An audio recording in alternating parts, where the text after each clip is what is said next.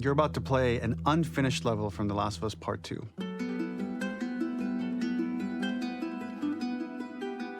The reason we added this section is there are a few sequences, and we picked the 3 of the best ones, that we cut from the game. Often we build a game that's much bigger than what ends up being the final product. They were months away from being finished, but we wanted to give you an insight of what it's like when we built the game, because often we have this whole thing constructed and it doesn't have final art or audio or dialogue.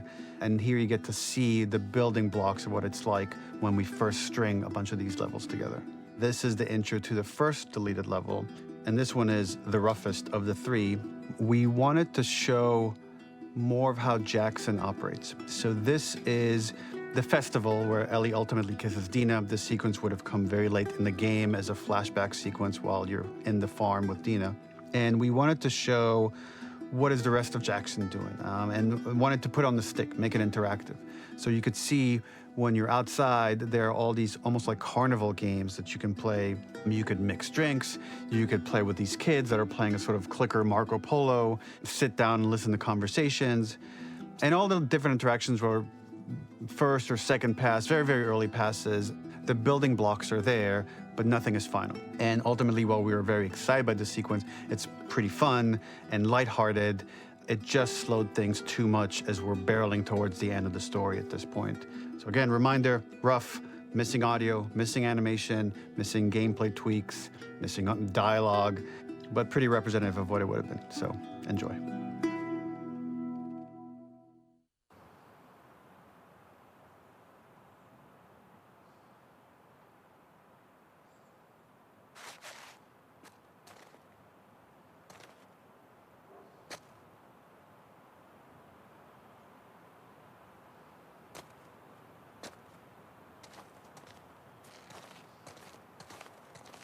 Originally, this level was going to transition us to farm. We would go all the way through to the dance, where Ellie and Dina share their first kiss. Then we would play through farm, and when Ellie plays the guitar at night, she would remember the Seth incident. So, the opening for this was a little tricky.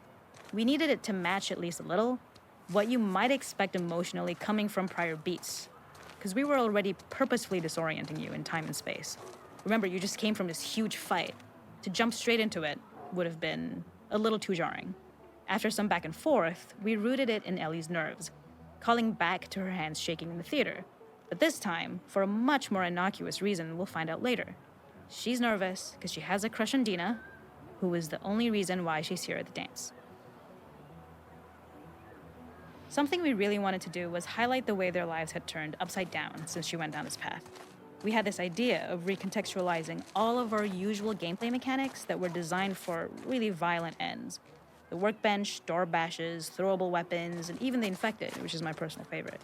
Peppered throughout the level are moments of levity or shared history, all the while seeing how happy and mundane they all were before her huge revenge odyssey.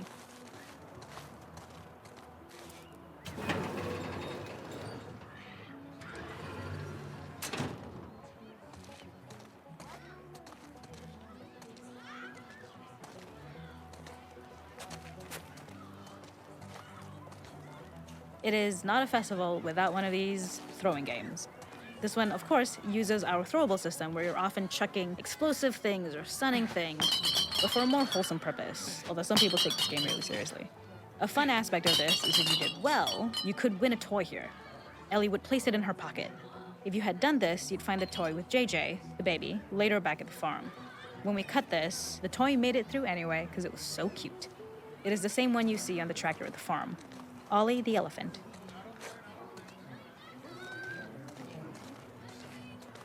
The makeup artist is pretty simple. It's one of those little in-game scenes we peppered in to make it feel like Ellie had roots in the town. Hallie, our writer, mentioned that in her mind, an ex-girlfriend of Ellie's tattooed her arm to cover up her scar. So we figured this might be the only time you get to see that. We wanted to hint at it and allude to it and make it feel like there had been so much more that had been happening and so much more that Ellie threw away.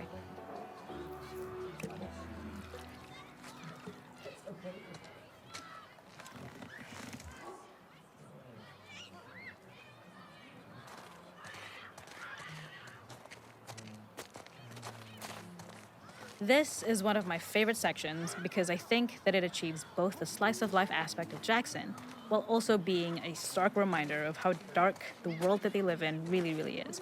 To attract attention and curiosity, one of the kids was supposed to make this adorable, messed up little clicker impression, and the others would giggle. We tried a version where if you got close enough, the kid might try to follow you a little before turning back. Since clickers are blind and move by echolocation, for this game of messed up tag, Ellie must close her eyes and listen for when the children give themselves away. The thought was that these kids are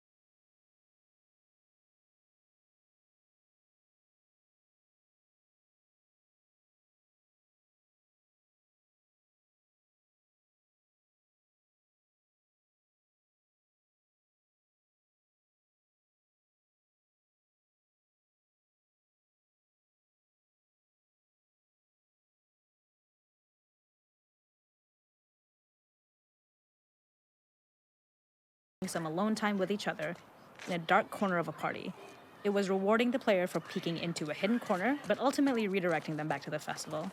We also had versions of them smoking weed here, despite Maria's consternation, probably having gotten it from Eugene.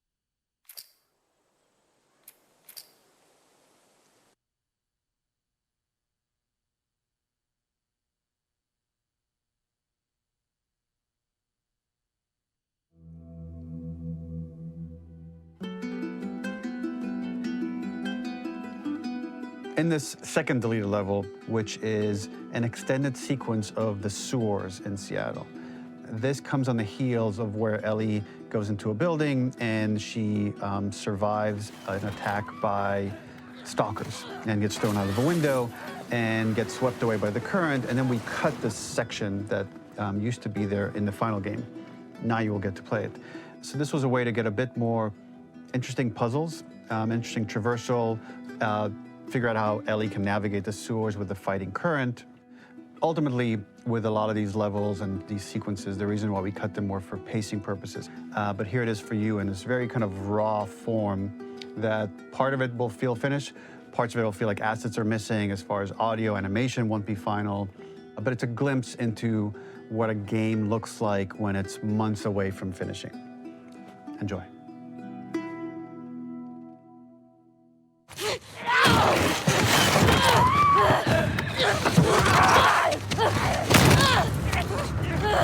Get off of me!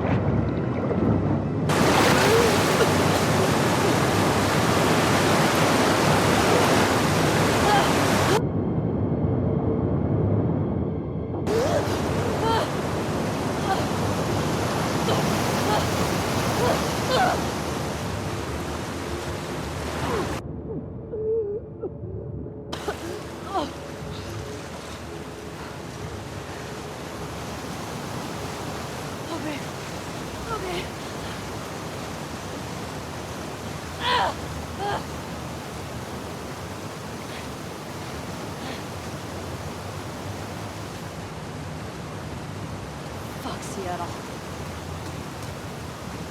Okay. Where the hell am I? The ladder acts as an immediate goal for the player, but being able to climb out is not going to be so easy. To keep levels interesting and engaging, we alternate between positive and negative values the player experiences. Here, it's a positive to have found a ladder, but then a negative to discover it's not the solution. But then another positive to identify the next short-term goal of the doorway. By alternating between these opposing values, we give players what they expect, but not how they expect it.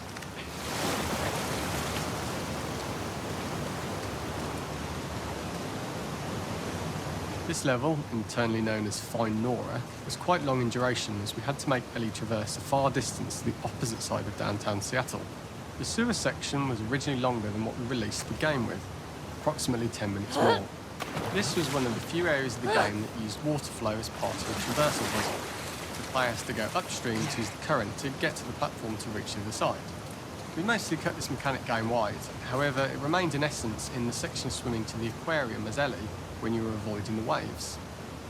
When players reach the doorway and enter into the room, they're faced with a dead end.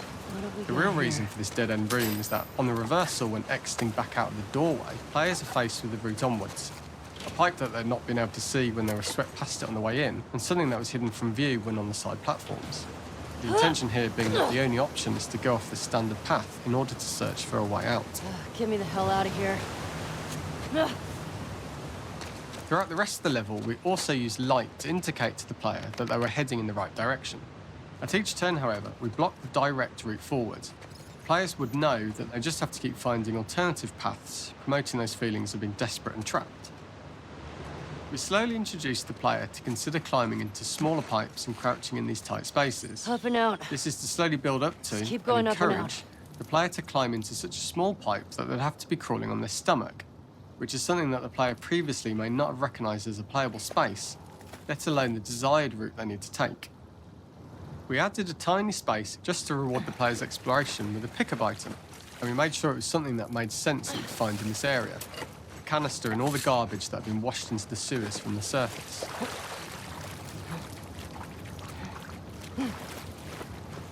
We loved the idea of making Ellie prone through a tiny, dirty pipe in order to get out, as it was a great opportunity to use our prone mechanic. Don't lose your The shit, unique Ellie. camera setup was created to support crawling in these pipes, as the standard prone camera is much higher above the player. We also created custom collision in order for Ellie to manoeuvre in these tight spaces easily. Initially, the oblong collision capsule around her character caused issues crawling around corners. We put extra effort into the custom corner collision, so the movement experience is as smooth as the main game. In order for the player to feel cramped, claustrophobic and desperate, we'd been enforcing the traversal mechanics that allow for a tight environment which promote these feelings. We introduced the use of the squeeze-through so that we can keep the player feeling enclosed and tight, but without repeating the same geometry. Here we change from low ceilings with wider walls to high ceilings and tight walls to change up the spatial pacing and keep the level from repeating itself. This would be a really shitty place to die.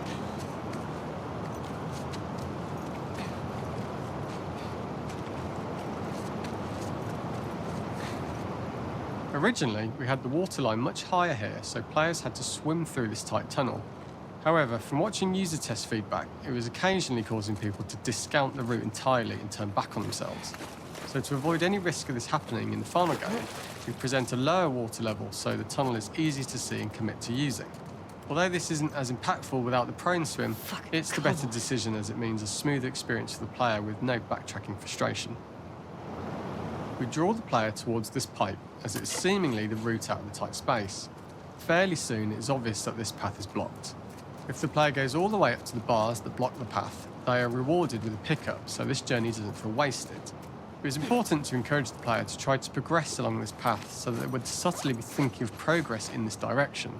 We hint to the player that there is a bigger, new space beyond this pipe by showing the player the waterfall.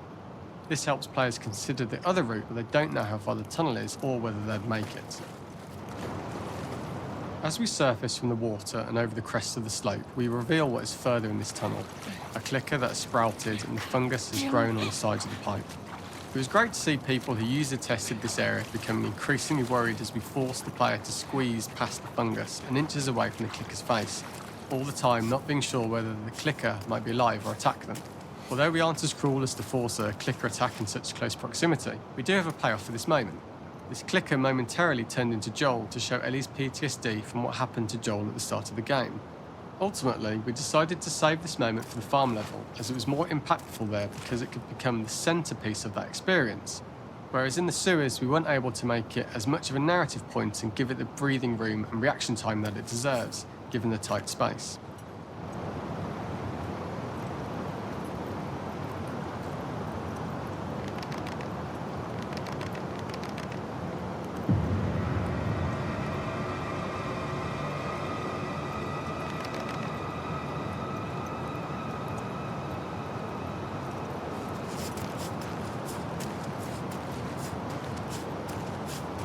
Oh, shit!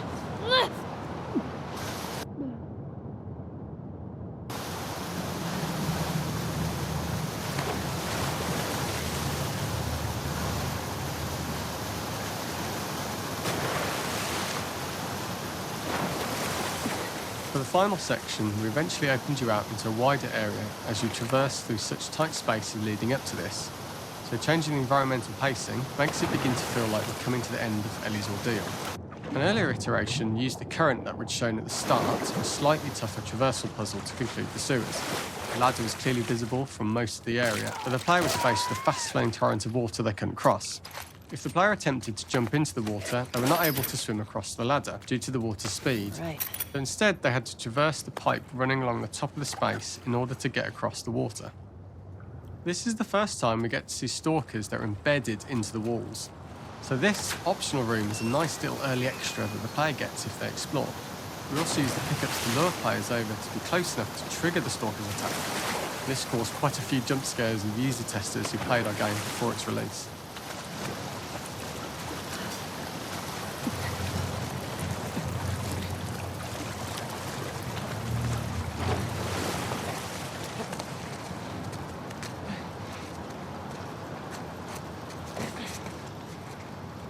Using this pipe was retained in the iteration we shipped with, as it's the last of the extreme methods Ellie has to undergo in order to escape the sewers, and what she will go through in her pursuit of revenge.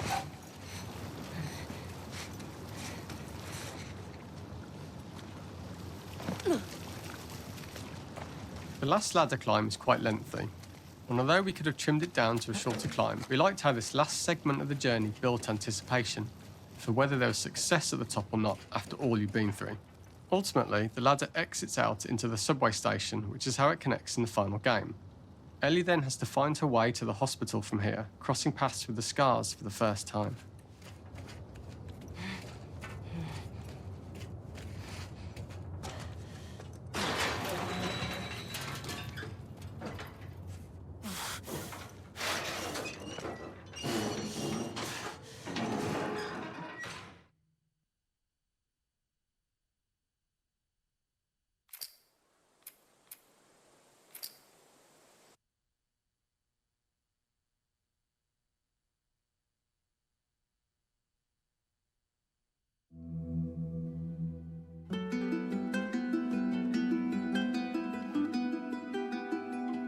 For this third and final deleted level, what we call the boar hunt sequence, this was a sequence pretty late in the game. It was right after the whole Seattle Abby sequence where Abby spares Ellie.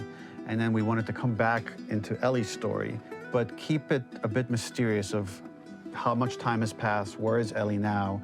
So we're coming in on Ellie and she's following a trail of blood. And we wanted to mirror in a way the deer hunt sequence from the first game, but this time do it with a boar.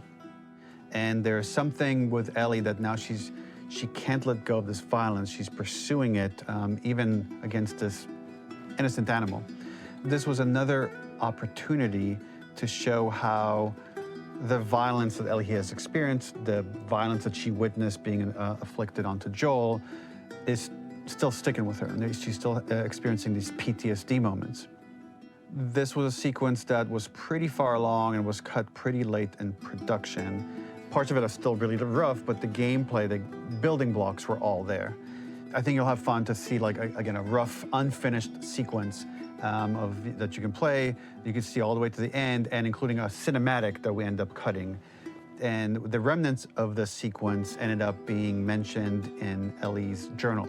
So this part of the story that we developed still made its way into the game as kind of optional stuff that you could read about, but here you get to experience it. So as a reminder, this is pretty rough, months away from being finished, but you get to see it now.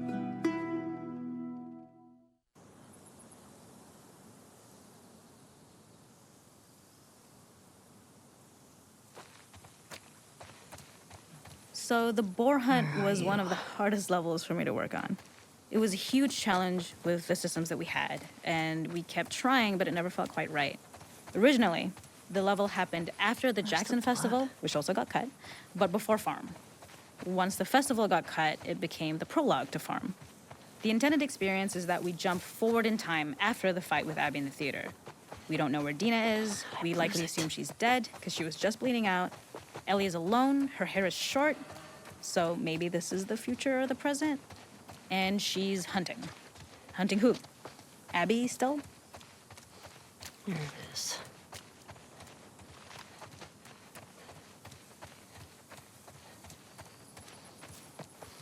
In early iterations of the fight, it was more arena-like. The player slowly whittles down the boar's health. Ellie gets more visceral and more vicious. We get a little worried about her. As the boar gets weaker, more panicked, more feral, and we start feeling sympathetic to the boar was the hope. In all of these iterations, especially of these wider areas, it required custom AI and scripting to make sure it continued to feel organic as an animal, but we really needed it to do specific stuff. It needed to be able to close distances really, really quickly.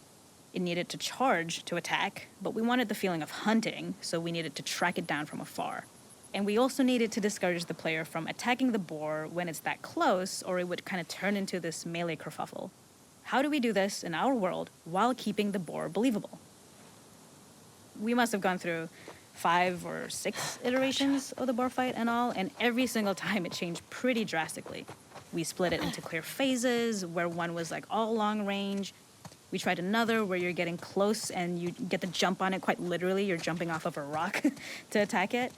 And then finally, we tried a bunch where you almost sort of go around a bunch of trailers and try and wrestle it. We uncovered after some time that taking down a boar over several phases felt very laborious and a little dramatic. It was comically long. It felt too boss-like, a little too gamey. We decided to cut the first few phases, and we opted for a cold open after the boar had already been hurt off screen. So that allowed us to focus on feeling like we're closing in on prey and to introduce the boar when it was at its most dangerous. Already hurt, already feral, much too close for comfort. And so the thinking was it would bring us more into Ellie's mindset. Is this really hunting for food, or is she hunting for some other reason? The gas station was built to highlight the boar's destructiveness. Since it's cramped, the boar feels larger. We also feel trapped with it, though perhaps it's trapped with us. When it charges, it gets to us quickly, so we must be on our toes. This made it more aligned with Ellie's sort of hunting for trouble mindset. Listening became more important, as well as moving around slowly so it didn't hear you. Could you spot it before it saw or heard you? And could you get a shot off quickly enough so you could dodge out of the way? Or is the shot worth the cost after? It feels like a gamble. By the end of the fight, everything would likely be in shambles. The boar would burst through the back, and Ellie would follow it and finally enact revenge. Okay. I can't see shit.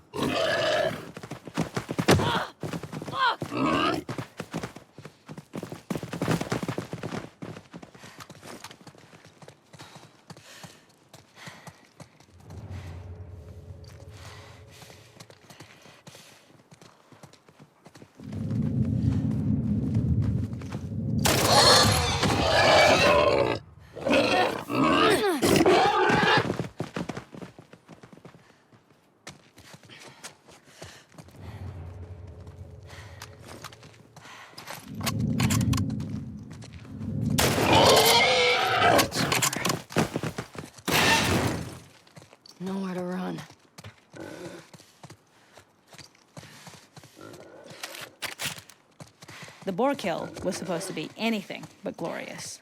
With the boar whimpering at the back of the gas station after Ellie's relentless hunt. After this, hearing the drone that we kind of come to associate with Ellie's trauma, we would hard cut to the stream where she's washing her hands and holding rabbits that she hunted, about to return to Dina. And there would be no mention of the boar.